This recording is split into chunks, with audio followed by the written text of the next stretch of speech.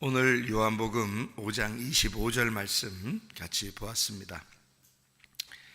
죽은 자들이 하나님의 아들의 음성을 들을 때가 오나니 곧 이때라. 듣는 자는 살아나리라. 이렇게 되어 있습니다. 24절에도 말씀해 보면 예수를 믿는 자는 영생을 얻었고 심판에 이르지 아니하나니 사망에서 생명으로 옮겼느니라. 이렇게 되어 있습니다.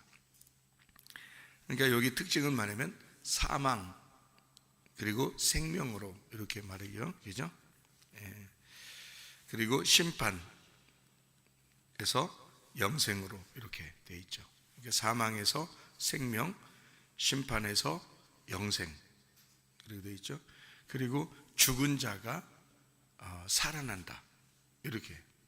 그렇죠? 24절에는 사망에서 생명, 심판에서 영생 이렇게 돼 있고요. 25절에는 죽은 자가 아들의 음성을 들으면 살아난다. 그러면 죽은 이유는 왜 죽은 거예요? 아들 음성을 안 들은 거죠. 아들 음성을 안 들어서 죽은 거고, 아들 음성을 못 들어서도 죽은 거고, 아들 음성을 들으면 살아나는 거고, 그래서 죽은 자가 살아난다 이렇게 돼 있어요. 그럼 우리가 복음이라고 하는 거는 뭐라고 했어요? 고린도전서 15장 1절부터 4절에 복음은 뭐라고? 십자가와 부활. 그럼 십자가를 왜 졌지? 십자가는 죽음을 의미하는 건데 왜 죽는 거예요? 뭐 때문에? 십자가는 누구 때문에 죽는 거예요? 나 때문에 죽는 거예요. 내가 어때서? 죄인이기 때문에 그런 거예요. 그러니까 죄 때문에 죽는 거니까 사실은 십자가라고 하는 건 원래 뭐 막 좋은 건 아니죠. 십자가 그러면 사람들의 이미지상 옛날에는 십자가 하면 사형틀이란 말이에요. 사형틀. 그러니까 예수님이 만약에 목매달아 죽으셨다면, 그럼 목매달아 죽으면 이 교회 앞에다가 저기 밧줄 걸어놔야 되나? 여기다. 여러분이 그 밧줄 보면은 기분 어떻겠어요? 사람들 사형시킬 때 밧줄로 우리나라 옛날에 그 사형시키고 그랬는데요. 그 밧줄 걸어놓으면 기분 좋겠어요, 여러분 보면? 이상하겠죠? 만약에 총으로 이렇게 쏴서 죽이면, 권총 갖다 걸어놓으면 뒤에다 교회 앞에다가 이렇게 권총 갖다 이렇게 걸으면 이게 죽이는 거니까 총으로 죽였다면, 그러면 권총 걸어놓을까 여기다? 그러면 어떻겠어 기분이? 권총을 볼 때마다 기분이 이상하겠죠. 어떤 사람은 사형당할 때 전기 의자에다가 놓고서 사형당하거든요. 그러면 여러분 이 앞에다 십자가를 떼고 전기 의자를 갖다 다 걸어놓는다면 어떨까요? 기분이. 그걸 볼 때마다 기분이 굉장히 안 좋겠죠. 그렇죠? 근데 여러분 십자가를 보면 어때요? 기분이 안 좋아요? 이상하죠? 십자가를 보는 게 똑같은 거거든요. 근데 십자가를 보면 기분이 안 좋은 게 아니라고. 십자가를 보면 영광스럽다고요. 십자가를 보면 왠지 마음이 뭉클하고 주님 생각하게 되고, 십자가는 우리의 영광이라고 생각된다고요. 십자가는. 희한하죠, 그죠? 근데 이제 물론 우리가 자랑할 것은 십자가밖에 없다. 성경에는 그것을 이제 성경에 나와 있으니까 우리는 그걸 보면서 그 십자가의 영광, 십자가의 자랑, 그것을 우리가 이제 생각하니까 십자가를 볼 때 자랑스럽고 기쁘고, 나 때문에 죽으신 그 주님 생각 한 번 더 하고 이런 마음이죠. 그러니까 우리가 이제 이것을 좋게 생각하는 건데, 사실은 십자가가 어떤 거예요? 성경에서는 사형틀이에요. 사형틀. 그러니까 옛날 사람들은, 지금 우리들은 이것을 자랑스럽게 여기지만, 예수를 믿는 사람들은 오히려 십자가를 자랑스럽게 여기지만, 옛날 사람들 같은 경우는 그거를 사형틀로 여기고 굉장히 기분 나쁜 것으로 생각했다고요. 십자가 그러면. 근데 사람들이 기분 나쁘게 생각하는 그 십자가가 우리한테는 자랑스럽고 행복하고 기쁜 것이 되었다. 자, 왜 그럴까요? 뭐 때문에 이렇게 됐을까요? 뭐 때문에 그렇게 됐냐 이거예요. 이상하잖아, 그죠? 뭐 때문에 우리한테는 그런 마음이 됐을까요? 그러니까 이게 똑같은 거예요. 이게 무슨 말이냐면, 어떤 사람에게는 그게 죽음을 가져오지만 어떤 사람에게는 그것이 생명을 가져온다는 얘기야.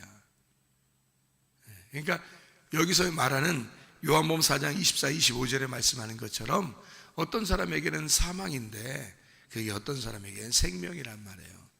어떤 사람에게는 그게 심판인데 어떤 사람은 그것이 영생이라는 거죠.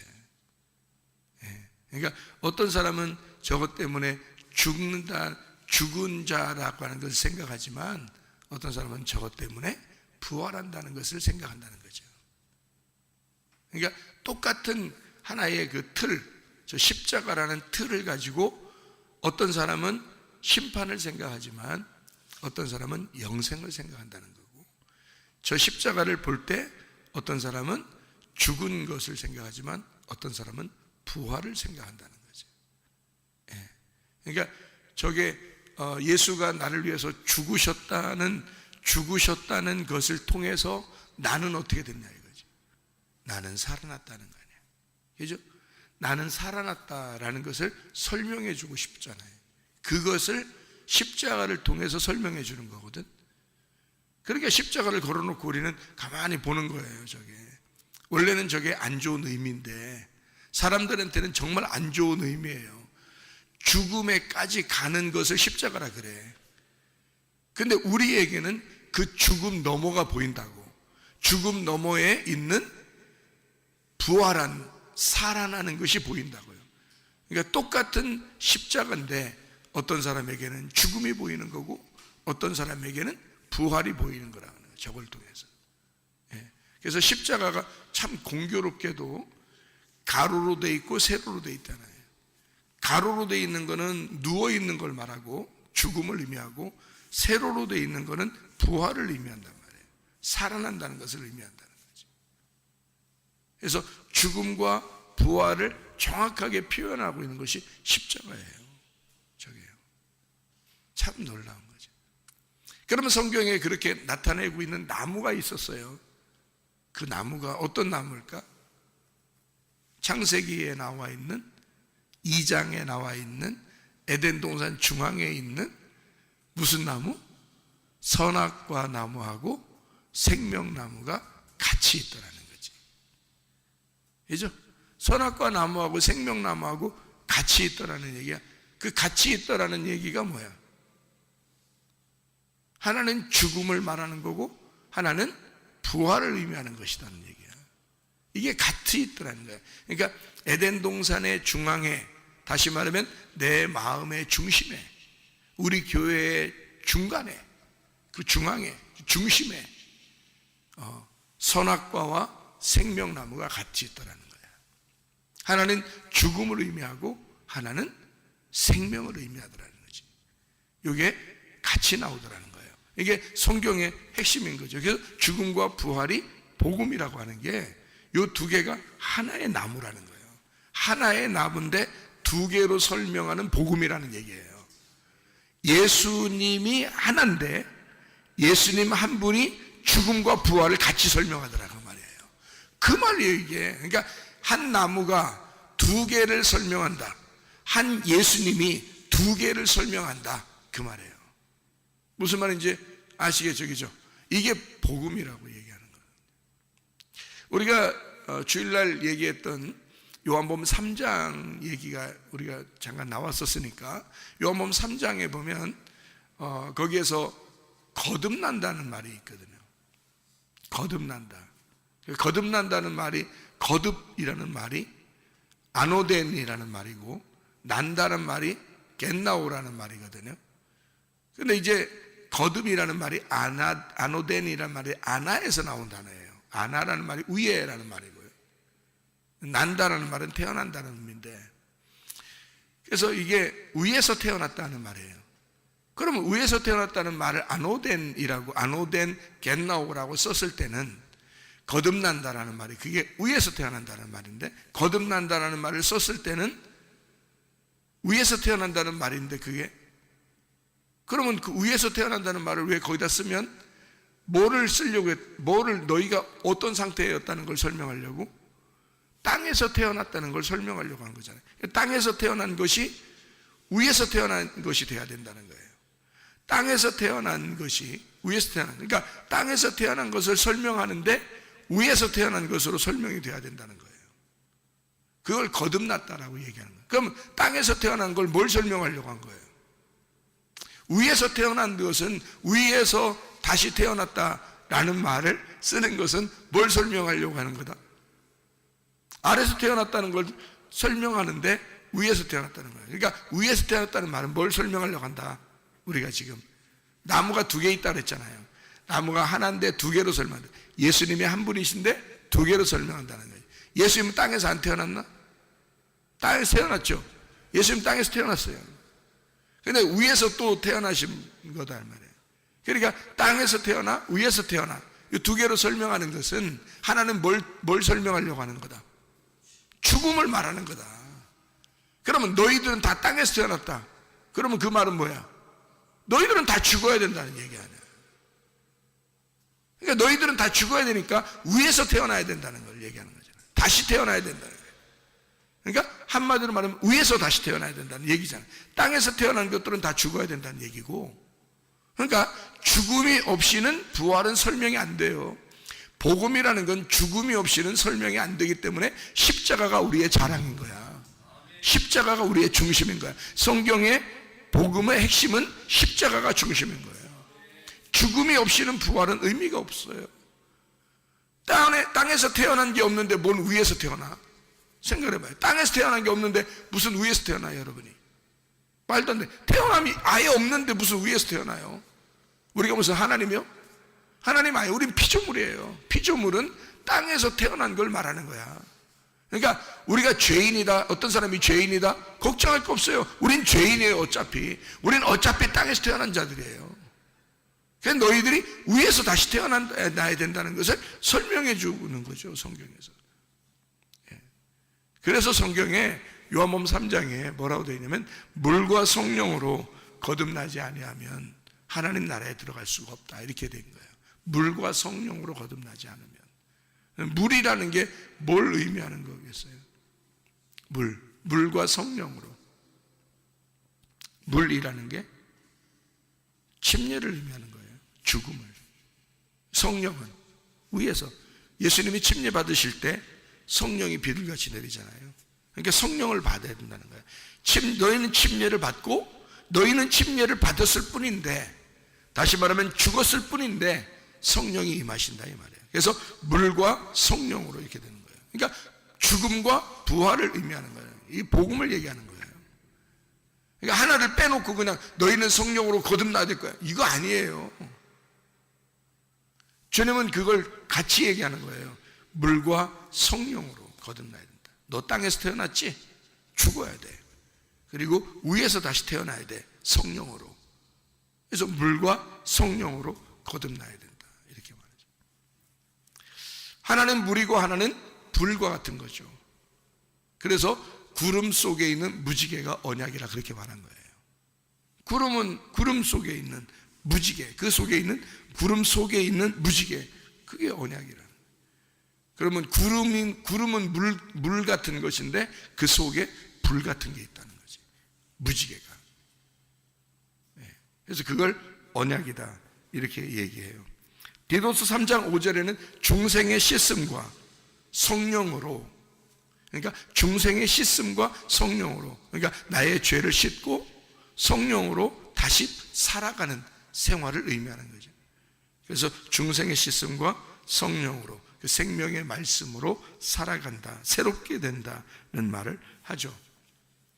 예수님은 이 땅에 증거자로 오셨는데 물과 피로 임하셨다. 요한일서 5장에 나오는 물과 피로 임하셨다. 근데 그걸 증거하시는 분이 성령이라 이렇게 말해요. 그러니까 위에 계신 분이라는 얘기죠. 땅에 태어났는데 물과 피로 태어났다. 그러나 증거하시는 분이 성령이다. 그러니까 성령이 곧 말씀인데 말씀이 증거하신다, 그 말이거든요. 그러니까 물과 피로. 왜 두 개로 이렇게 태어났을까요? 물과 피로 태어났다 이렇게 왜 얘기할까요? 죽음과 생명이에요. 죽음과 생명. 그러니까 이게 두 가지로 설명을 하려고 그러는 거죠. 성경에 다 그래서 증거, 증인은 다 둘로 나타나는 거예요. 구름 기둥, 불 기둥. 뭐겠어요? 구름 기둥, 불 기둥 그러면 낮에는 구름 기둥, 밤에는 불 기둥. 낮에는 더우니까 구름 기둥, 밤에는 추우니까 불 기둥. 아주 참 생각 잘하죠? 생각 잘해요.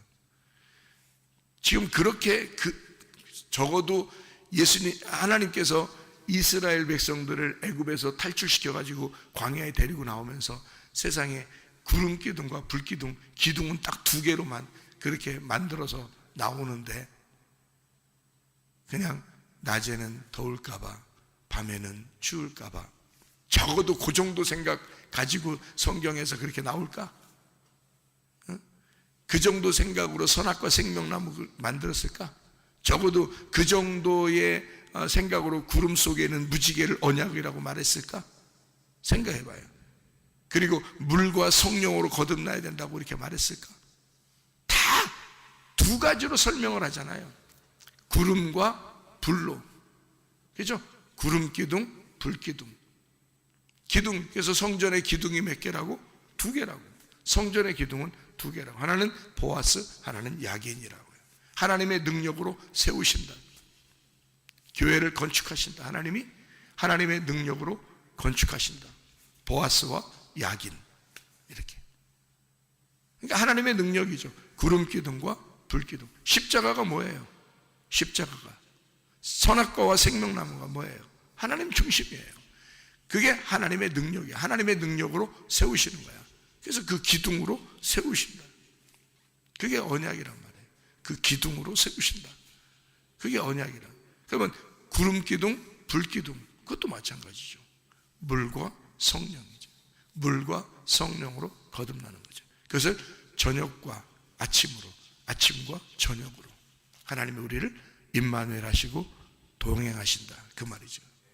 예. 여러분, 이 주님은 우리에게 이렇게 말씀하십니다. 너희가 사망에 있는 자들, 죽어 있는 자들이 살아나야 된다. 사망에서 생명으로 옮겨야 된다. 심판받는 것에서 영생으로 바뀌어야 된다. 너희는 죽음에서 부활해야 된다. 그렇게 말씀하는 것입니다. 어떨 때? 하나님 말씀을 들을 때. 물과 성령으로 거듭나야 된다. 우리는 땅에서 태어난 자들이야. 땅에서 태어난 자는 십자가의 죽음을 경험해야 돼. 그 주님을 믿어야 돼. 그러면 하늘에서 다시 태어나게 돼 있어. 그것이 영생한다. 하늘에서 태어난 성령으로 다시 태어난 자들이 된다. 그 사람만이 살아있는 자들이다. 우리는 죽은 자로 살아가는 것이 아니라 살아있는 자로 살아가셔야 합니다. 오직 살아있는 분은 예수님이니까 예수님과 동행하다가 주님 만나시기를 바랍니다. 아멘. 기도하겠습니다.